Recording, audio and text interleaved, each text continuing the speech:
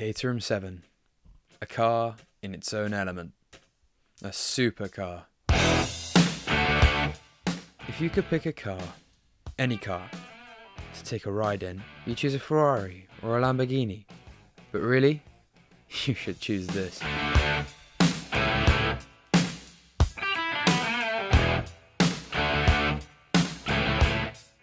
It's not your everyday car.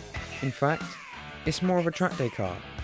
The thing probably giving it away is the open wheels and perhaps the big quadruple exhaust, or even the setup inside the car. So maybe you don't like it, or more likely you haven't seen it before, or never even heard of it. Well, let's go back a few years. Caterham never existed as a startup brand. Lotus Engineering first released the Lotus 11 in 1957 when designed by former Royal Air Force pilot Colin Chapman, who came to Lotus with this idea.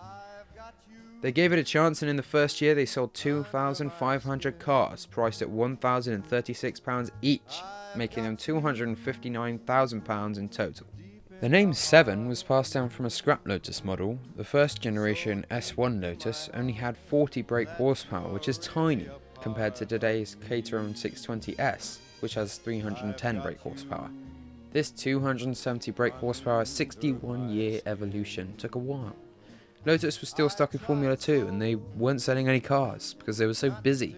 The next car they made was the Lotus 7 S2 in 1960, which was later evolved into the Super 7 in 1961, which had a Ford Cosworth engine in it. Following on, there came the Lotus 7 S3 in 1968 and the massively changed S4 in 1970. Lotus were evolving each day and these cars were growing in popularity. In 1973, the Steele brothers from New Zealand, who owned this small brand called Caterham Cars, bought the rights to the 7 from Lotus.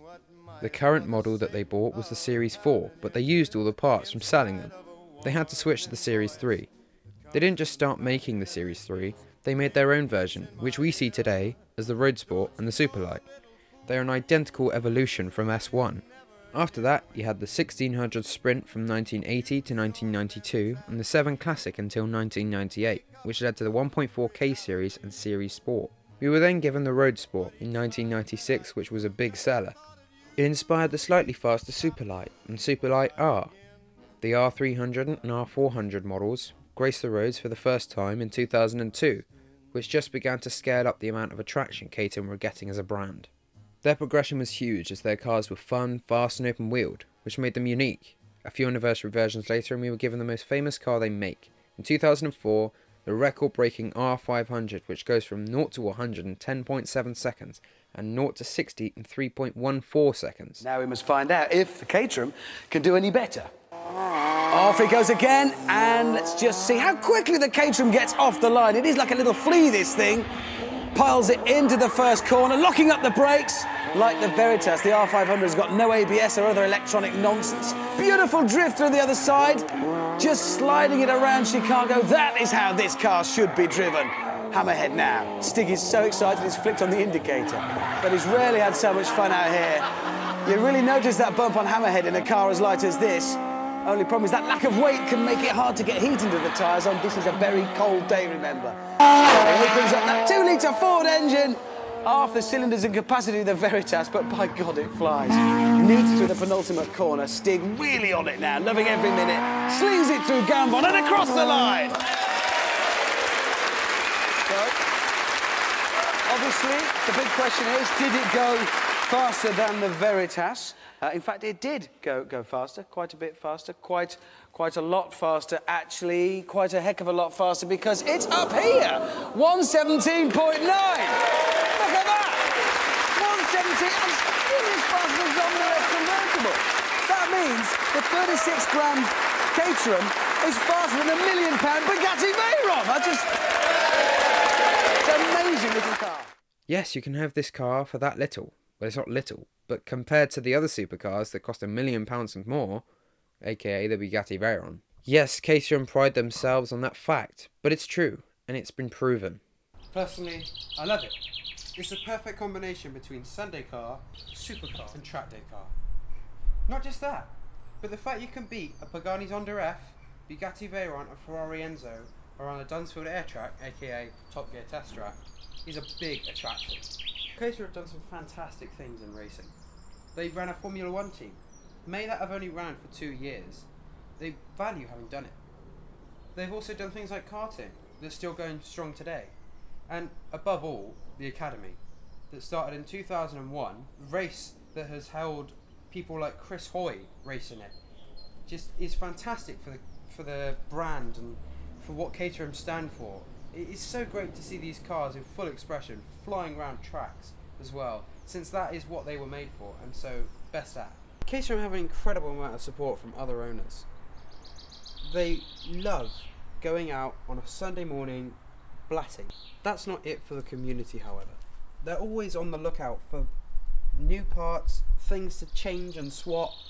It's like one massive Lego project. Speaking of Lego, they even have this made after them. Quite ironic. I asked some members of the community their opinion on the brand and the car. What do you love about Caterham? I think it's just like the amount of fun that you can have in them. They sort of give you an experience that other cars can't. So I think it's probably that I enjoy the most. Speed, rawness, fun, enjoyment. What else would I... It's like a motorbike on 4 wheels, basically. Just that they've got a bit of heritage, they're a bit of fun, small size but nimble handling, you know, so just a really exciting car to drive. It's an experience every time you get in it, it's just fun.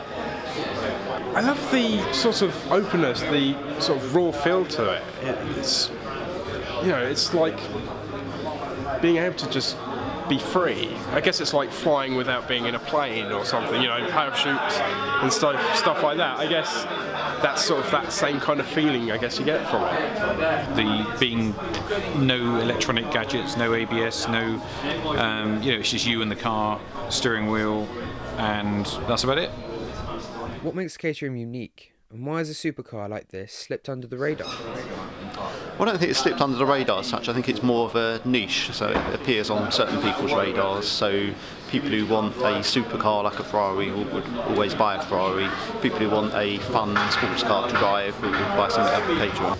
I think, yeah, because it is just to do with the lightness and power, and yeah, having like 1,000 horsepower to weight ratio.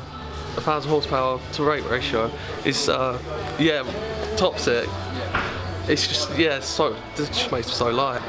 That's a good question. I mean, I think what makes them unique is that they are so different to other sports cars that are out there. There's not anything to get in the way in terms of a driving experience. So, you know, they don't have anti-lock brakes, they don't have power steering, they don't have traction control, and I think that translates into a more kind of direct experience that other cars perhaps don't offer you. Why it slips under the radar, I think, is I think, you know, like when you look at a Ferrari or a Porsche or you know, Bugatti or anything like that, you know, those companies have got huge marketing budgets and, you know, huge budgets generally as a company, so, you know, they put a lot of R&D into their vehicles and stuff like that. So I think naturally, you know, a lot of people are probably going to hear about those more, whereas Caterham's is kind of a bit more of a niche vehicle, a bit more of a kind of for the enthusiast, I'd say. I think, I don't know, when you look at it, I think a lot of people think, sort of put their nose down to it, kind of, when you look at it compared to a Ferrari and so forth. But it's that little British wonder that just beats everything out there. You know, it's got that sort of true British spirit of we're small but we're mighty kind of thing.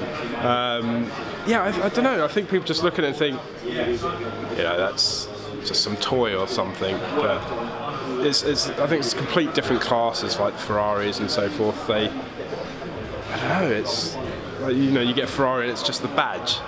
That's all people buy it for. The Caterham, you buy it because you know what you're buying. You don't buy a Ferrari if you know what you're buying. Exactly. Who buys a Ferrari? You either love it or hate it, and it's not like a Ferrari or a Porsche in terms of its motorsport type heritage, but it is all about having something that is very, very special little car. Do you have a Caterham? And if so, what made you get drawn to it? Why do you have one? I've had everything from MGAs to M3 V8s, Porsche Caymans, motorbikes, ZX10s, Aprilias, and just something that I wanted to try and have some fun in, basically. I've always liked cars ever since I've been tiny. I've got another car in the garage. I used to do karting as well, and I just thought I wanted to be a bit of a toy. Yeah, it's a heritage going back to the Colin Chapman days, back at, and then the Prisoner TV show, that's very popular. If I'm refueling a Caterham in the green and yellow classic stripe down the middle, always someone comes up and has a chat about it. Yeah, but yeah, it's a heritage going back there, and they're cool. The front suspension's all external, two-seater, roof down. Yeah, they get just as much looks in the high street as a supercar. Yeah, it's cool. I can remember seeing them when I was a little boy. I can remember from a very early age Caterhams being about, and I think probably always wanted to have one. It took about 20 years to be able to you know, save up to afford one, but yeah, it's just always been there for me.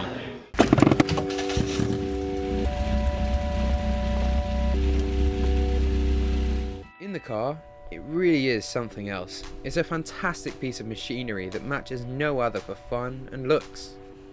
I had a quote once saying, "You put your foot down, and then you put your foot down."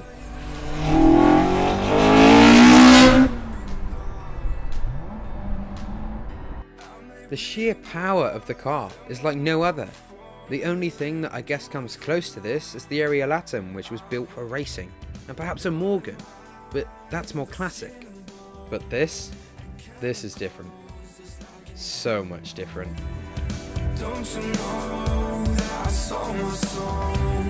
The car is exhilarating, powerful, noisy, aesthetically pleasing. Everything you want in a supercar.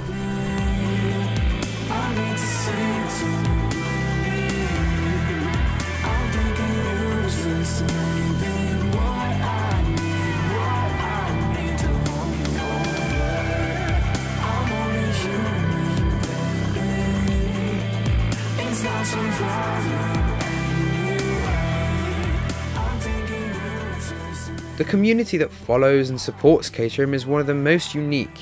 You don't find that in a Ferrari or a Lamborghini, or anything else for that matter. If you own one, you'll know that there is no better thing to do with your car on a Sunday morning than a blat with yourself and or with others. And by that, I mean other sevens. Open wide, pupils dilate.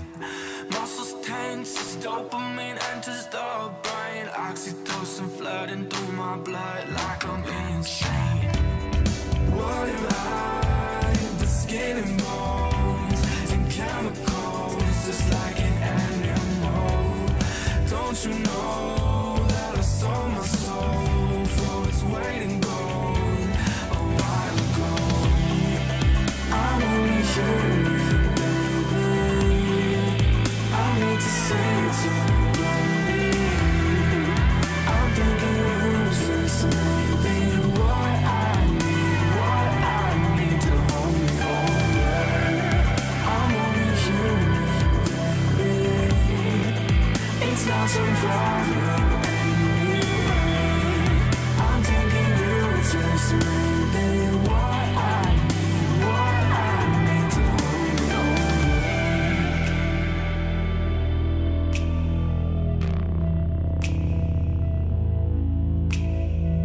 Just like an animal, just like an animal. Just like an animal, just like an animal. Just like an animal, just like an animal. Just like an animal, just like an animal. The car is fantastic. No other word for it, as it combines the perfect combination between man and machine. That gives you the best experience you might ever have driving a car, or even being in one. The open air, the sound, and best of all the pace, is dreamy when caught on a sunny day. Not a wet one, believe me.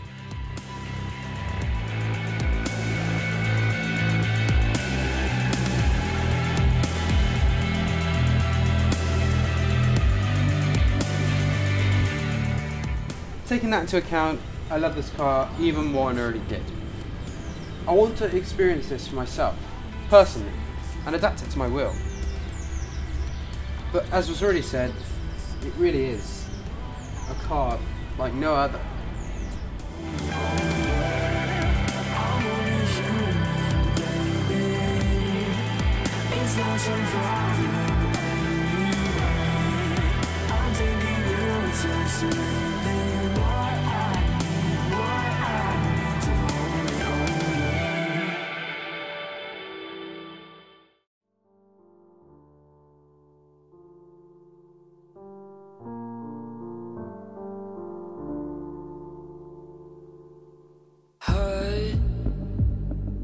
Took a trip to Mars and came back so tough. I had a drink and a drag of a cigarette. I asked him how he's doing. He just stood there without a word.